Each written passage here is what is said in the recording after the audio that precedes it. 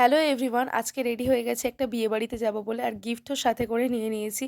এতদিন বলতাম যে কোনো বিয়ের নিমন্ত্রণ আসে না, কিন্তু একেবারে একই দিনে ৩টে বিয়ের নিমন্ত্রণ চলে এসছে। তো বাড়ির কাছাকাছি যেটাতে, সেটা আমি আর মা যাচ্ছি, আর বাড়ির সবাই অন্যান্য জায়গায় ডিভাইড হয়ে গেছে।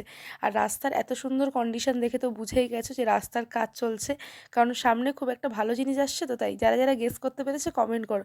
আর হঠাৎ করে এই পুচকিটা এসে বলছে যে পিসিমণি আমি তোমার সাথে যাবো। আমি বললাম ঠিক আছে চল। তো এই তো দেখতে দেখতে বিয়ের কাছাকাছি চলে এসেছি, আর গেটটা খুব সুন্দর করেছে, বেশ ভালো লাগছিল দেখতে। তো তারপর এই যে কিছু মানুষ নাচানাচি করছিল, যেটা তো দূর থেকে দেখতে বেশ ভালোই লাগছিল। তো তারপর চলে গেলাম ভিতরের দিকে।